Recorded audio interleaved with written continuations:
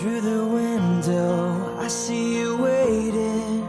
You were smiling, 'cause I'm coming. Your eyes are a story, an ocean of memories, pictures of faces and places, and all of the things that make us feel like we have it all.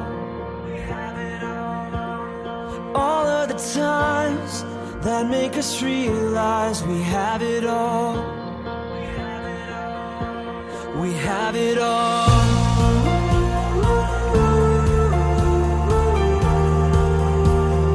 Life is beautiful.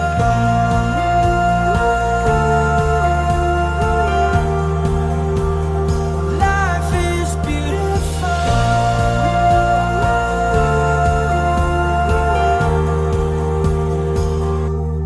Living and dying, laughing or crying.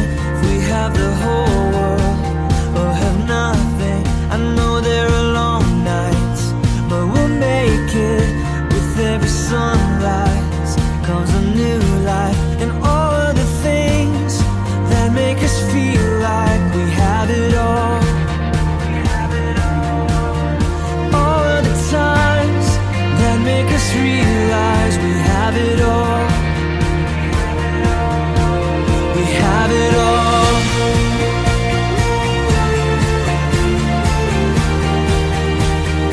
Life is beautiful.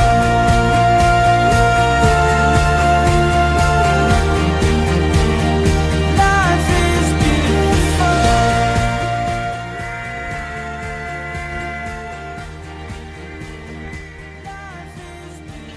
Hello， 又到了每周五晚的一期一望，我是遥望。今天呢是一个很特别的日子，尤其对于四川人来说吧，5月12日，2008年的今天发生了汶川大地震。我对地震那个时间记得是特别清楚啊，下午2点28分。当时呢，我应该是在上高一，正在上政治课。下午2点过那会儿，我有点困，然后昏昏沉沉的，就突然感觉好像有人在晃我的椅子。我当时还没反应过来啊，就听见有人在说地震了，地震了，然后就快跑。然后老师叫我们赶紧去操场，然后我就当时完全迷迷糊糊的都还没睡醒的状态，然后就跟着同学去了操场，发现全校的人都陆陆续续到操场来了集合。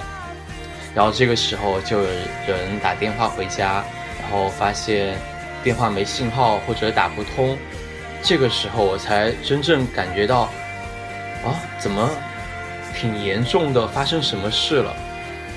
因为之前完全没有经历过地震，然后学校就放假了，我就走路回家的，因为当时联系不到家人，然后路上也没有出租，自己默默走了1个多小时回家。我印象最深的就是地震那几天，全成都人都拿着帐篷住在公园，或者就在附近比较开阔的地方。可能是担心会有余震吧，然后我觉得那段时间虽然是遭受了重灾吧，但是感觉大家都挺乐观的，然后也很积极的关注灾区的情况。现在9年过去了，想起512还是觉得心有余悸。在天灾中活下来的人们，然后除了为遇难的亲人默哀祈祷外，更是抱着一颗感恩的心，更加积极的去生活。那么我们这期的一期一望呢，主题刚好就是和生活有关。这个梗来，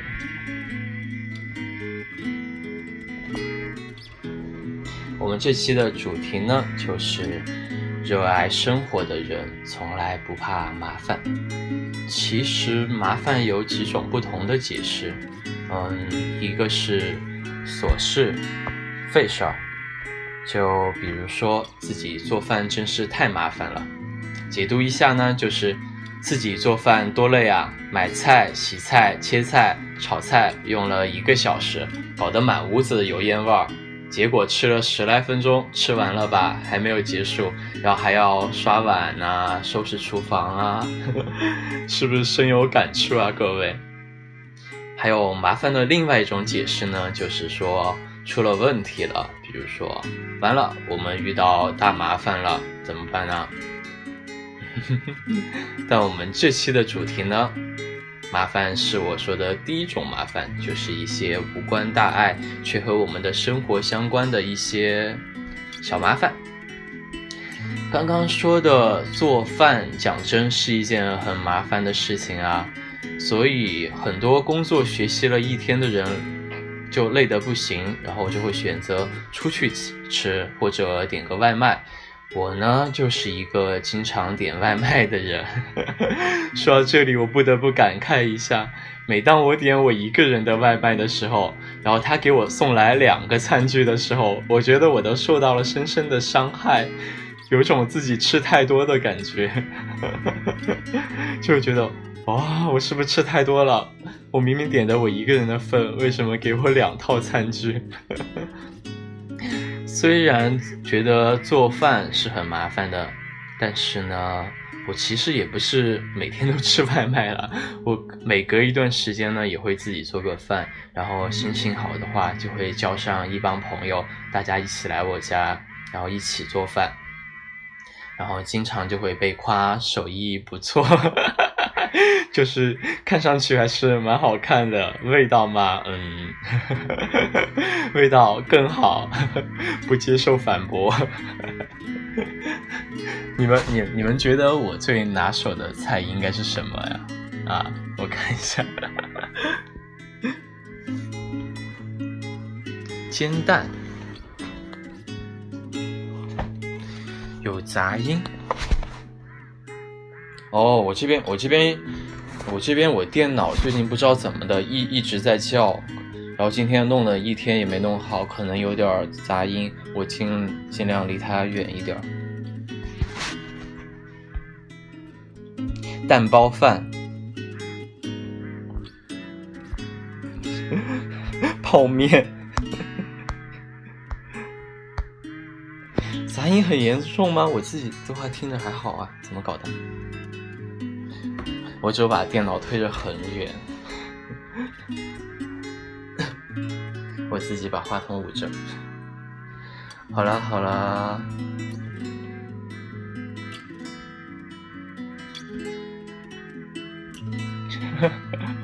都觉得我做蛋包饭是因为我出了个蛋包饭的教程吧。撇开那些麻烦呢，自己做饭我觉得是一种很享受的事情，就尤其是你自己做给别人吃的时候啊，然后就别人吃到你亲手做的菜，你就会觉得特别期待他们的肯定，然后就会觉得自己辛苦没有白费，没有白麻烦，就即使做的不是那么好吃呢，甚至把菜烧糊了，然后回想起来也是觉得这是一种乐趣吧。就一年中最麻烦的一餐饭，我想应该都是大年30晚的那顿年夜饭吧，对吧？我想一下，对。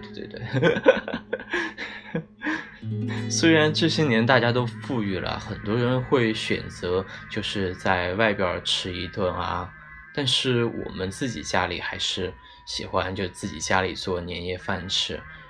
就每到那天晚上，然后长辈们就会在那之前就在家庭的微信群里征集大家想吃的菜，就说你们想吃什么呀，然后大家就会七嘴八舌的说什么菜呀什么菜，然后就会很早就开始准备了起来，然后到了大年30那天晚上呢，厨房就会特别热闹，就是长辈就在厨房相互合作做各种菜，然后就不允许我们插手，然后我们这些小辈就在电视机前守着看春晚，就不论春晚好不好看啦，但是这是一个必不可少的一项环节吧。我绝对没有吐槽春晚不好看哦。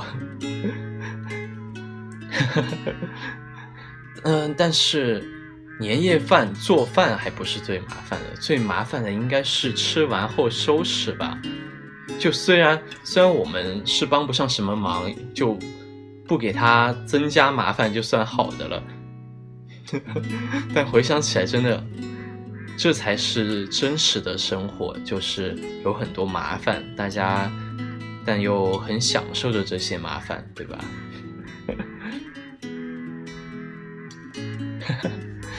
当然啦，在吃饭这件事上，并不是说只有自己做饭才是热爱生活，很多人会自称吃货，但是我觉得吃货不等于饭桶，饭桶就是吃啥都行，啥都好吃。当然呢，饭桶也不是一个贬义词了。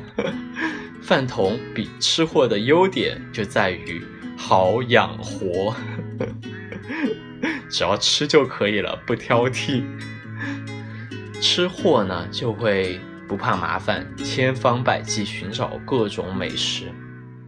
就身为一个成都人呢，我就能深深地感受到吃货的力量。就经常为了吃一个好吃的，然后就会和朋友开车去一个很远的地方，前不着村后不着店的地方，然后吃一道传说中的美食。我觉得成都经常会有这种就藏在各种小巷子里啊，或者很远的地方的好吃的。对，然后我身边也有这样的朋友，然后为了吃一碗饭特意转机到一个城市，不顾排上几小时的队。我觉得真的吃货的力量太强大了。不知道大家有没有看过一个美食节目，叫做《孤独的美食家》，就男主角特别幸福，每集就一个人在吃，然后穿街过巷换着吃，3季下来不带重样的各种吃。如果只是为了填饱肚子的话，我觉得大可不必就在路边随便什么煎饼果子的摊子随便吃一个就好了，对吧？不对，日本好像没有煎饼果子。就去什么711啊，搞个饭团呀，或者几串关东煮吃就好了。我经常也这样，很喜欢坐在便利店里吃东西。但他呢就会不断寻觅，然后在美食中找一种生活的幸福感吧。每次看他吃东西的时候，就会想，有一天我也要像他一样，工作结束了，走在城市的巷子里，发现街角的一家小店，这个店可以装潢不必太华丽，有些复古，店小小的，然后它的招牌只有一碗面，但是就想着，然后外卖小哥就按门铃了，姚先生，你的外卖。被现实无情的打脸。我吃饭的时候就爱看什么中华小当家呀、深夜食堂这类的，望梅止渴嘛。但其实我是一个行动派了，就是我如果遇到什么自己很想吃的，我就会不怕麻烦的千方百计就去吃到它，一定要吃到。我就是一个不怕麻烦的人啊。世界上呢，所有的美好东西背后都藏着用心和热爱，因为热爱才会用心，因为用心才不怕麻烦。这2句话呢，好像听着有点绕，然后还觉得可能有点矫情，有没有？但是你仔细想想呢，觉得它其实还是蛮有道理的。给你们举个例子啊，就看到朋友圈里有人晒世界各地游玩的照片呢，就会觉得好羡慕啊。但是你们要知道，这些照片的背后呢，可能他旅行出发前花了很多精力，精心准备着旅游攻略啊。对，说到这里，作为朋友旅行团里的长期的导游般存在的人物，我不得不说，旅行的前期准备真的是相当的麻烦。就上学那会儿，大家都很穷，所以每一次出去就会提前至少1个月去就查低价的机票呀，然后找一些比较实惠的，然后有特色的，然后地理位置还要好的民宿或者酒店。就还要规划好每天的线路，去哪儿呀，去哪儿，甚至每天每餐要吃什么都要提前查好。我觉得这是一种旅游的方式，但还有一种旅游的方式，就是我现在自己比较喜欢的，也可以推荐给大家，就不会那么累。你先提前订好机票，然后酒店之后，每天就只规划好大概的行程。就我们可能今天有几个必须要去的地方，就大家都很想去的地方，然后其他的呢，然后就随着心情来逛。我觉得这样旅游的话，也许你会错过一些经典的旅游景点了，但是你会体会到更多当地人真实的生活。我觉得旅游攻略只是旅行的一个框架，在一个可控的框架内，就可以很随意的、有限的去发现当地的风土人情啊，在按部就班中也能看到意外的惊喜。或许你就会发现，街上成群结队上下课的学生，河边坐着的情侣，巷子口眯着眼睛晒太阳的老人，然后或者一家街边只有当地人才会去的小店。我觉得这些东西都可以成为你旅途中的风景。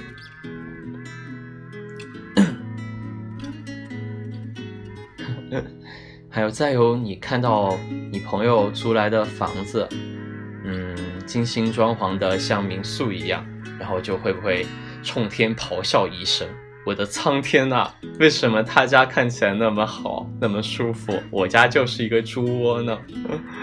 有一句话呢说，房子是租来的，但生活不是。热爱生活的人一般都不是懒人，无论做什么，他们都是以品质至上。所以网上就会出现很多对比图，什么别人的宿舍和我们的宿舍，别人租来的房子和我租来的房子。当然呢，也不外乎对生活充满热爱，但是只是有一点点懒的人，比如说我。我喜欢的房子呢就不必很大，但是一定要充满生活气息。可能看上去会乱乱的，但其实什么都有，就自己都知道什么东西在哪儿。我觉得这种房子住得特别温暖。无论说我们旅行呢，还是装修房子，都是为了拥有一段舒适美好的生活。这个其实同理，我想想还有什么东西也是一样的，健身，对吧？健身也是一样的。我觉得这就是一个很好的生活方式，但它同时也是一件很麻烦的事情。很多人每天下班了或者放学了已经很累了，但是还是会坚持到健身房去，还是会按照食谱去吃东西。我觉得这件麻烦的事，它能换来更健康的身体，也能锻炼一个人的毅力。所以爱生活的人就不要怕麻烦。对，说的就是你。嘿，听见了没？快点放下你手中的食物。来，我们现在来一组仰卧起坐，开始20个。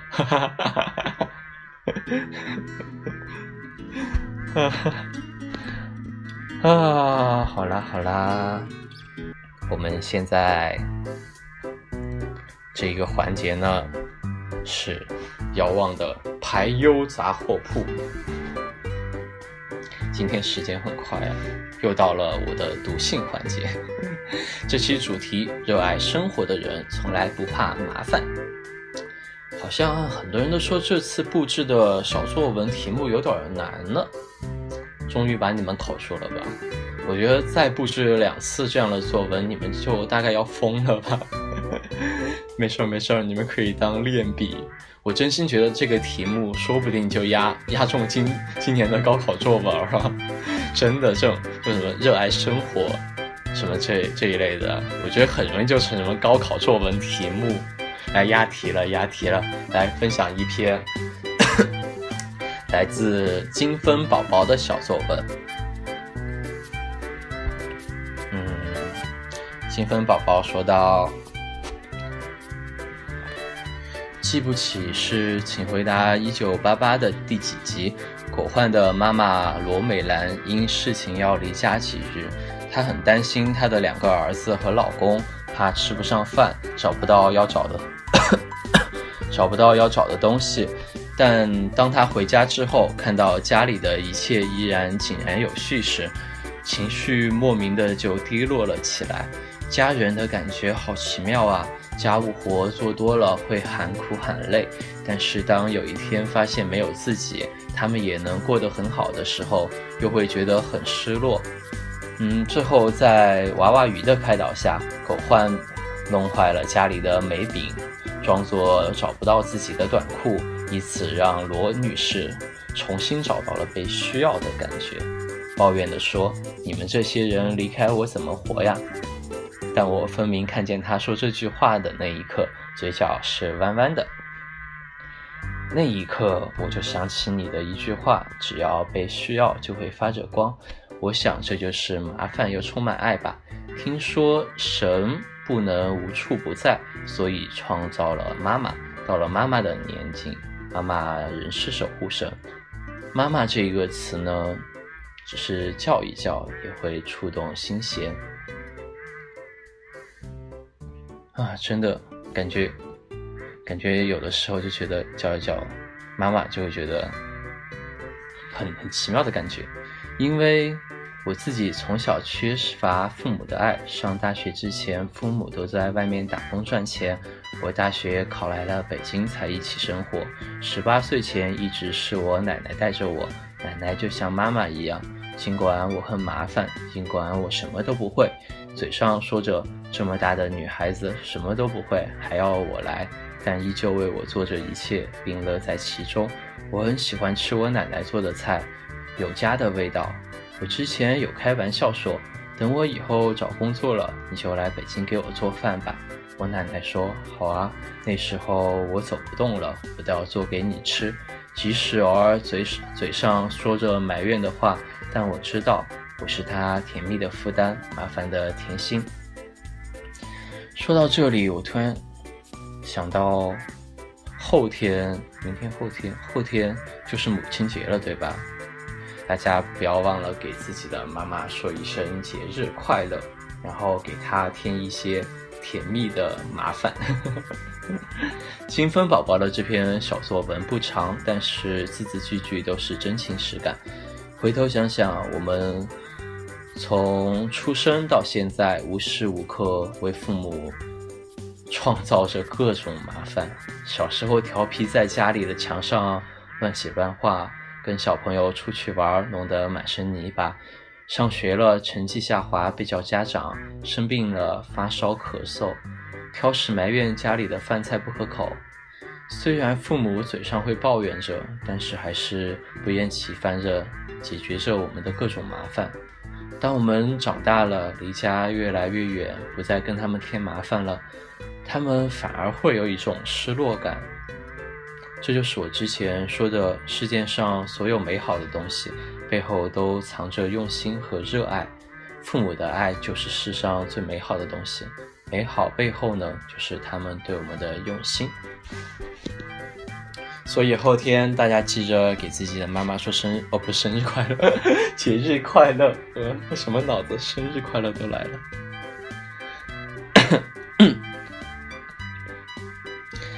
好了，还有下一封信。我们时间很快了，我要抓紧时间了。这位朋友叫遇见五月里遇见五月天，这个名字还挺长的。我发现现在大家取网名都很有个性啊，看上去很厉害的样子。想当年那个非主流的年代，你们的第一个网名叫什么呀？我觉得那个时候大家网名都很奇特耶。好了，来读作文。比我大8岁的姐姐嫁到了贵阳，直线距离1654.6公里，她是空乘人员，飞这一段距离只要2个半小时。可哪曾想过，无数次的飞行将她留在那个城市，北方和南方，天寒和春暖，她一个人坚持着。姐姐是个很有生活气质的人，她在自己能力范围内精致地活着，充满生气，直到遇到了他。第一次见面匆匆忙忙，并不是一见钟情，后来因为飞行的航线时间杂乱，也没再见过面。但生活总是充满着惊喜。一天航班上，姐姐又遇到了坐她航班的姐夫。从此不知是无意还是缘分，他们经常在飞机上遇见，一直到姐姐升了乘务长，一直到他们在一起结婚，最后那里成了姐姐的家。后来姐姐和我说，有好友爆料，其实姐夫就是为了见她，才每一次把自己的机票订在姐姐所在的航空公司，就为了一次两次的偶遇，甚至后来还搞到了姐姐的航班信息，搞得全单位都知道他俩在一起了。当初他们相处了多久，姐姐就纠结了多久。空乘始终是一个青春饭，不可能一辈子干这行。那不干了之后呢？留在这里吗？留在那儿就意味着要承担以后所有的风险，家庭、事业、未来。可是动了心，又怎么能轻易的收回呢？也许他这辈子最大胆的事情，就是辞了职，留在贵阳陪姐夫一起创业了吧。对，姐姐辞职了，在她前景大好还年轻的时候辞去了乘务长的职位。那段时间姐姐其实挺不好受的，一个那么要强的人。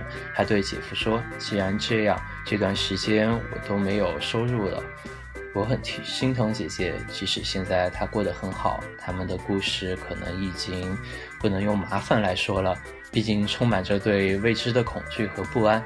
可是我想说的是，如果怕麻烦，姐姐就不会选择空乘这个行业；如果怕麻烦，姐夫就不会一次次买姐姐的航班了；如果怕麻烦，他俩根本不会在一起。喜欢一个人呢，是快乐的事情，从不觉得感情的事有多难负荷，不想占有就不会太麻烦。不喜欢的话，不管是谁什么事，也都会觉得麻烦。姐姐留在那儿是她的选择，爱不仅爱她的人，也爱她坚持的位置和足下的土地。我现在反而有些庆幸，她当初是勇敢的，但凡还有一丝毫的力气，他们把它用来在一起了，而不是分开。五月天同学说的姐夫制造偶遇机会，最后收获了姐姐的幸福，这个过程是麻烦的，但最后结果呢，证明是值得的。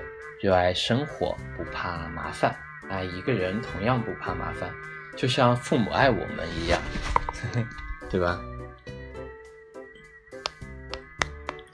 时间真的过得很快，又到了8点28了，还有2分钟我们就要本期一期望要结束了。在结束之前呢，我还是要打一波广告的啦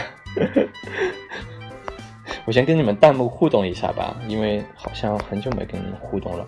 然后最后我打一个广告然后就下期见咯。因为真的有点卡，所以我现在离电脑。太想我了谢谢你们。感冒快点好，感冒已经好了，只是可能好了后还有一点点小咳，过段时间就好了。嗡嗡嗡，是我电脑了，最近电脑有点坏，好，什么时候拿去修一下。多喝水，谢谢。我电脑被青蛙附身了还少吃一点，我真的，你看我点外卖点一个人的份，他给我2套餐具，证明我点很多。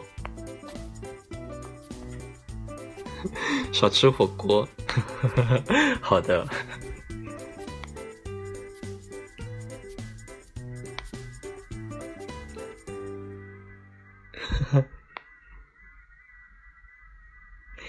对啊，好，刚刚有朋友问还有见面会吗？现在我要打广告啦。6月3日就是下个月的3号，2017年遥望杨业明上海见面会及仰望首唱会正在紧张筹备中。6月3日上海商剧院，见证这个不一样的夏天，所以记得来赴约哟好了，一口气把广告念完。今天就到这里了，在一首舒缓温馨欢快、美好、青春、愉悦的歌曲中结束本期节目了。拜拜。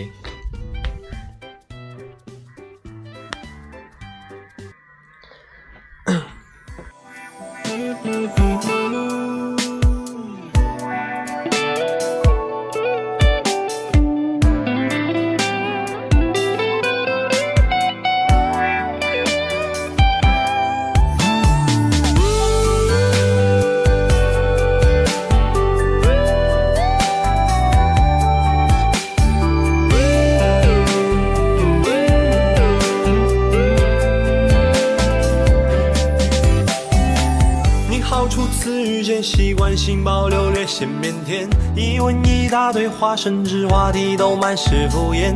两个不同世界陌路的平行线，渐渐随时间空间演变，竟会莫名想念。我开始在心里描绘生动的情节，不描加重了想念你微消失的细节。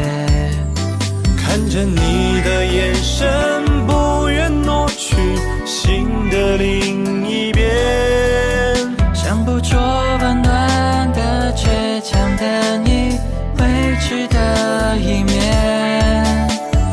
你的出现点亮我们星空的画面，对视的一眼是那一眼，注定改变一切。而你总是若隐若现，布满星星点点。仰望的瞬间，只一瞬间，你依然在身边，每一天。